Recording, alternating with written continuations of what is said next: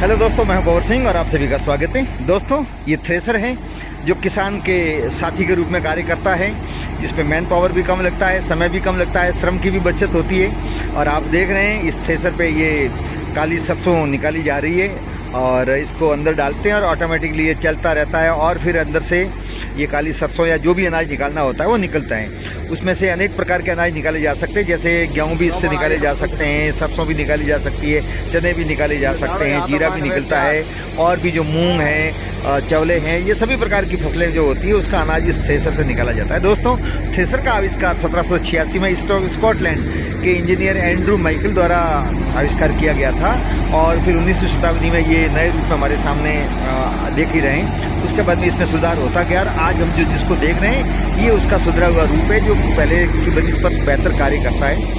लेकिन जहाँ तक भारत के संबंध में जानकारी है तो दोस्तों, भारत में 1890 में सबसे पहले पूना में इसका उपयोग किया गया और इस वहाँ के बाद में फिर ये धीरे धीरे पूरे भारत में प्रचलित हो गया।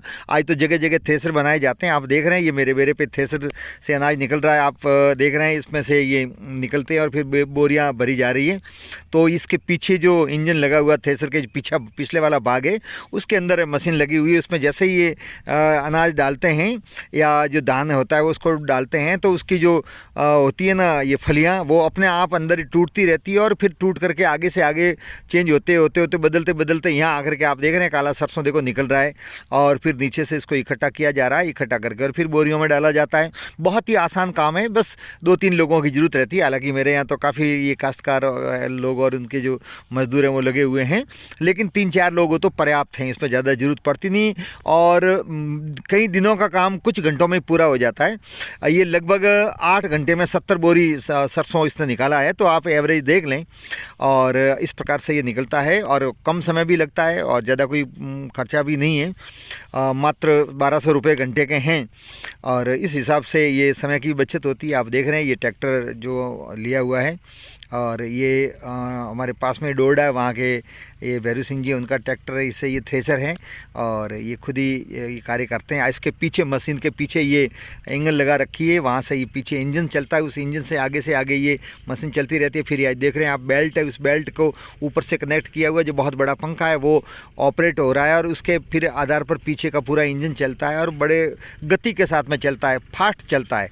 थ्रेसर का मतलब ही होता है थ्रेस करना, अर्थात तो अनाज को अलग करके और इकट्ठा करना और स्पीड से चलने के कारण बहुत फर्राटे से चलता है, इसलिए हमारे यहाँ मारवाड़ में इसको फर्राटा बोलते हैं। थ्रेसर तो हम लोग बोलते हैं, आप लोग बोलते हैं, लेकिन बहुत से लोग इसको फर्राटा बोलते हैं। फर्राट से चलता है, फर्राटे से काम करता है, इसलिए लोगों ने इसको फर्राटा के रूप में भी बोलना आरंभ कर दिया। आप देख रहे हैं दूसरी तरफ ये कचरे का ढेर इकट्ठा करता है। आप देख रहे हैं जो बहुत पहाड़नुमा इकट्ठा हो जाता है। तो इस प्रकार से ये बहुत ही आसानी से कार्य होता है और साथी के रूप में किसान के ये कार्य करता है। और जब फसल पक जाती है तब इधर उधर मैन पावर के लिए ढूंढने की ज़रूरत नहीं पड़ती किसी को और ये कार्य आसानी से हो जाता है।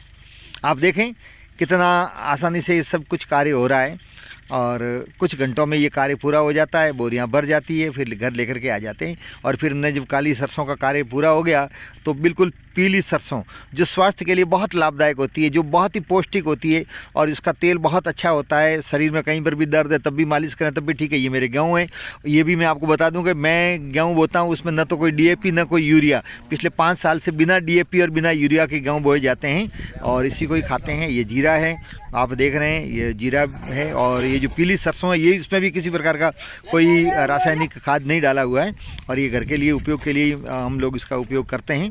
तो पीली सरसों बहुत अच्छी होती है, इसका तेल बहुत ही स्वादिष्ट गुणकारी होता है और ये घर में या मेरे कोई करीबी जो रिश्तेदार हैं उनके लिए ही हम रखते हैं। बाकी तो काली सरसों बोते हैं, चूँकि पीला सरसों है वो निकलता बहुत कम है और उत्पादन कम होने के कारण से इसको कम बोते हैं। हालांकि इसका भाव ज़्यादा होता है काली सरसों से। आप देख रहे हैं ये निकल रही है बिल्कुल प्योर पीली, आप देख रहे हैं इसमें कहीं पर भी एक दाना भी काली सरसों का नहीं है। तो ये अलग से बोरियां भर रहे हैं और ये उसकी भाव भी ज़्यादा होता है। जैसे उसका 65 का भाव चल रहा है तो ये पीली सरसों लगभग 80-85 रुपये के दर से बेची जाती है और ये पीली सरसों निकाली जा रही है। तो इस थ्रेसर से किसानों का कार्य बहुत आसान हो जाता है और ये हैं थ्रेसर वाले।